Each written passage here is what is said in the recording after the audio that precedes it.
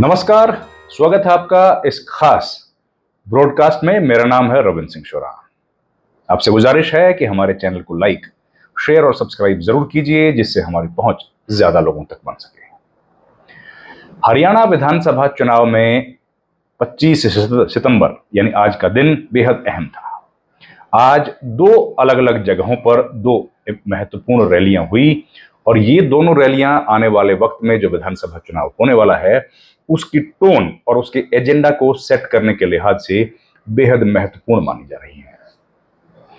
पहली रैली गोहाना में बीजेपी के बड़े नेता और प्रधानमंत्री नरेंद्र मोदी की हुई। उस रैली में उन्होंने जो बातें कही वो तमाम वही बातें हैं जिन पर प्रधानमंत्री पिछले एक दशक से लगातार बोल रहे हैं। नएपन के नाम पर इस रैली में कुछ खास नहीं दिखा। वही तमाम बातें जो पीएम कहते रहते हैं, वही तमाम बातें जो पार्टी के फोरम से बोलते रहे, संसद के भीतर बोलते रहे, पॉलिटिकल रैलीज में बोलते रहे, तो उन्हीं बातों को प्रधानमंत्री ने रिपीट किया।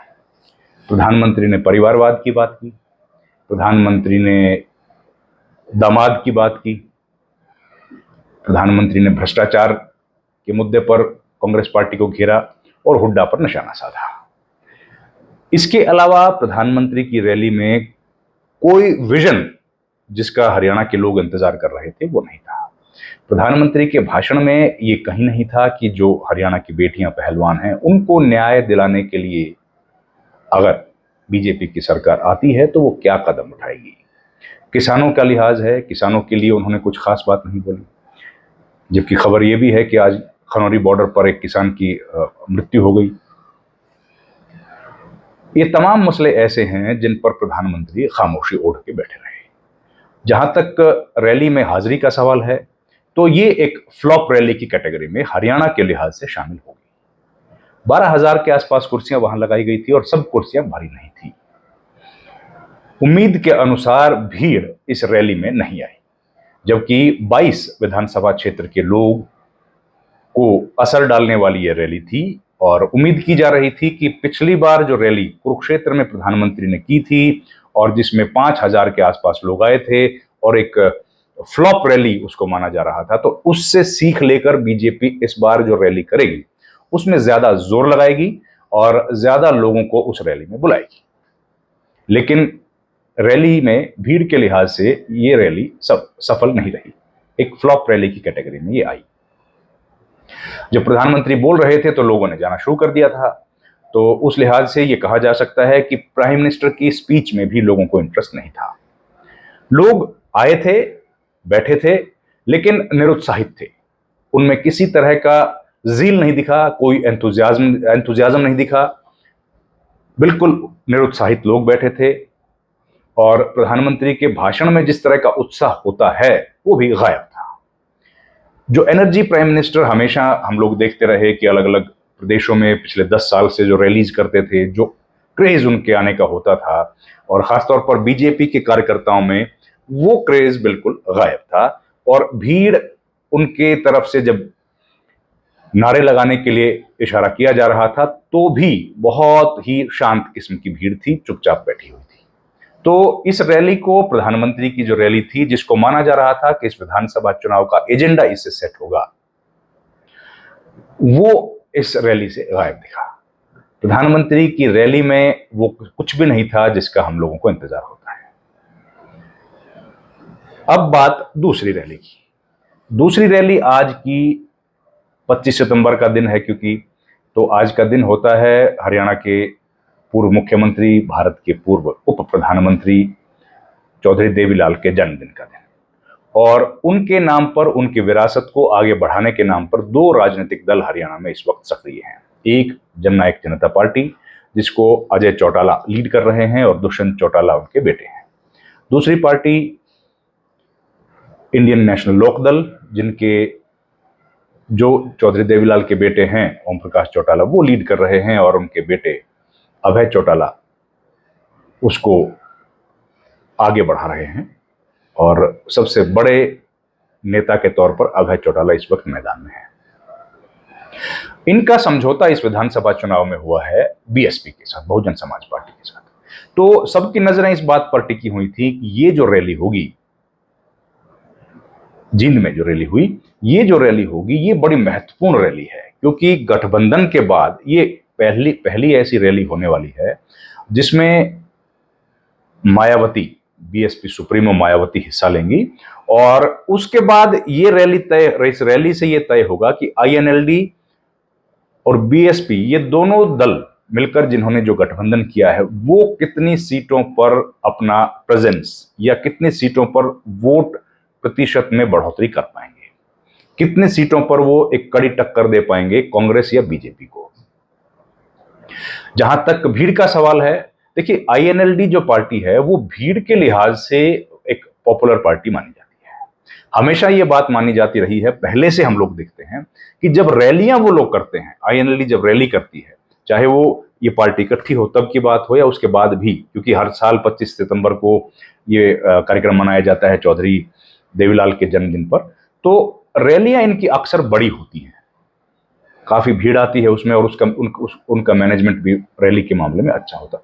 तो आज भी भीड़ के लिहाज से रैली ने निराश नहीं किया, खूब भीड़ थी, उत्साहित लोगों की भीड़ थी, और पंडाल के बाहर जो स्ट्रेंथ थी पंडाल की, उसके बाहर भी लोग खड़े हुए थे। तो भीड़ के लिहाज से ये रैली एक कामयाब रैली मानी जा सकती है। और लोग जो आए थे अलग अलग क्षेत्रों से, पूरे हरियाणा से जो आईएनएलडी के कार्यकर्ता हैं, बीएसपी के कार्यकर्ता हैं, वो आए थे और उसमें खूब भीड़ थी। और बीएसपी सुप्रीमो मायावती भी वहां पर आई। मायावती ने आरक्षण का मुद्दा उठाया। उन्होंने ये बताया कि किस तरीके से कांग्रेस और बीजेपी दोनों राजनीतिक दल आरक्षण के विरोधी हैं, और किस तरीके से बाबा साहब अंबेडकर के साथ भी जुल्म हुआ, ज्यादती हुई थी। हरियाणा के चुनाव को उन्होंने जोड़ते हुए उन्होंने कहा कि हरियाणा में अगर आईएनएलडी और बीएसपी की सरकार बनती है तो उसके मुख्यमंत्री अभय चौटाला होंगे। और साथ ही साथ उन्होंने बताया कि दलितों के लिए अगर सबसे ज्यादा हितकारी कोई पार्टी है या कोई गठबंधन है तो वो आईएनएलडी और बीएसपी का है। उन्होंने ये भी कहा कि जो अंबेडकर साहब के सपने हैं या मान्यवर काशीराम के सपने हैं, उनको पूरा यही गठबंधन कर सकता है। उन्होंने दोनों पॉलिटिकल पार्टीज पर, जो बड़ी पॉलिटिकल पार्टीज हैं कांग्रेस और बीजेपी, उन दोनों पर निशाना साधा। भीड़ के लिहाज से जैसा हमने बताया कि एक कामयाब रैली रही। अभय चौटाला ने इसमें भाषण दिया और उन्होंने भी टोन सेट करते हुए कहा कि इस चुनाव में आईएनएलडी और बीएसपी एक सरप्राइज देने वाले हैं, और एक बड़े पॉलिटिकल आउटफिट के तौर पर या अलायंस के तौर पर वो इस चुनाव में दिखेंगे। और ये एक पूरा सरप्राइज होगा हरियाणा में इस विधानसभा चुनाव का सबसे बड़ा। तो ये तमाम बातें आज इन दो रैलीज में हुई। लेकिन जहां तक प्रधानमंत्री नरेंद्र मोदी की रैली का प्रश्न है, वो एक निराशाजनक फ्लॉप रैली की कैटेगरी में आएगी। और आईएनएलडी की रैली, क्योंकि एक छोटी पार्टी कंपैरेटिवली बच गई है, एक विधायक है, और इसलिए बीएसपी का कोई विधायक नहीं है, इसलिए जो उनके यहां भीड़ थी, उत्साहित जो भीड़ थी, उसके लिहाज से वो एक कामयाब रैली कही जा सकती है। आईएनएलडी बीएसपी की ये रैली इसलिए भी इंपॉर्टेंट है क्योंकि आने वाले विधानसभा चुनाव में ये लोग जितना ज्यादा वोट गेन करेंगे, कांग्रेस पार्टी का वोट उतना घटेगा, क्योंकि ये पार्टी सीधे, ये जो अलायंस है, ये सीधे तौर पर कांग्रेस को नुकसान पहुंचाने वाले दल के तौर पर इनको जाना जाता है। क्योंकि इनका जो वोट बैंक है, आईएनएलडी जो मूल रूप से देहात की पार्टी है, जाट वोट बैंक पर उसकी नजर रहती है, और उनके पास जो वोट बैंक है उसमें अधिकांश वही है। वहीं बीएसपी जो दलित वोट बैंक की पार्टी है, जिनके पास दलित वोट का काफी एक शेयर है, तो ये दोनों वोट बैंक आज जो हरियाणा की स्थिति है उसमें कांग्रेस पार्टी की तरफ जाते हुए दिख रहे हैं। ऐसे में अगर ये दोनों पार्टीज दलित और जाट वोट बैंक को अपने पास कुछ खींच के ले आए, या जो वोट विपक्ष का है उसमें कुछ सेंध लगाने में कामयाब हुए, तो उतना सीधा लाभ होगा बीजेपी को। तो उस लिहाज से ये बड़ी एक महत्वपूर्ण रैली थी, और इस रैली से इस बात का एहसास होगा कि हरियाणा में जो आईएनएलडी का कैडर है वो कितना मजबूती से अब काम करेगा, और लोग आईएनएलडी को जो वोट कटवा पार्टी मान रहे थे, क्या वो वोट कटवा मानते रहेंगे, या उनके चिंतन में, मनन में कुछ और तस्वीर आईएनएलडी की इस रैली के बाद उभरेगी। 26 तारीख को राहुल गांधी रैली करने वाले हैं। उन्होंने 2 स्थान चुने हैं, पहला असंध जो करनाल में पड़ता है, दूसरा बरवाला जो हिसार जिले का हिस्सा है। इन दोनों जो क्षेत्रों को चुना गया है वो स्ट्रेटेजिकली चुना गया है और उसमें उन्होंने चुना है असंध जो कुमारी शैलजा का इलाका है, वहां पर वो रैली करेंगे। कुमारी शैलजा जो नाराज बताई जा रही थी, तो कल जब वो राहुल गांधी के साथ शेयर करेंगे स्टेज को, तब इस बात का एहसास होगा कि वो नाराज हैं या पार्टी उनको कितनी तवज्जो दे रही है। राहुल गांधी के साथ भूपेंद्र हुड्डा भी रहेंगे और असंध की रैली जो है वो इस बात का तस्दीक करेगी कि कुमारी शैलजा का कद हरियाणा की राजनीति में, कांग्रेस पार्टी में कितना बड़ा है। दूसरी जो रैली है वो बरवाला में करने वाले हैं। बरवाला हिसार जिले का एक हिस्सा है। वहां से रामनिवास घोड़ीला विधानसभा का चुनाव लड़ रहे हैं जो ओबीसी चेहरा हैं। तो पहली जो 2 रैलियां हैं कांग्रेस पार्टी के बड़े नेता प्रतिपक्ष लोकसभा राहुल गांधी जो करेंगे वो इन स्थानों पर करेंगे और रामनिवास घोड़ीला जो है वो भूपेंद्र हुड्डा के नजदीकी माने जाते हैं। तो इन 2 स्थानों पर दोनों नेताओं को खुश करेंगे और 2 अलग अलग वोटर्स का जो सेगमेंट है उसको टारगेट किया जाएगा। इस लिहाज से ये रैली भी महत्वपूर्ण है। खैर, आज रैली प्रधानमंत्री की थी जो एक फ्लॉप रैली हुई।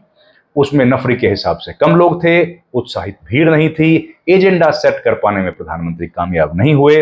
अब राहुल गांधी की रैली पर सबकी नजर है। आईएनएलडी बीएसपी की रैली अच्छी और एक कामयाब रैली मानी जा सकती है। इस वीडियो में इतना ही। आपसे गुजारिश है दोबारा से हमारे चैनल को लाइक, शेयर और सब्सक्राइब जरूर कीजिए। बहुत बहुत धन्यवाद।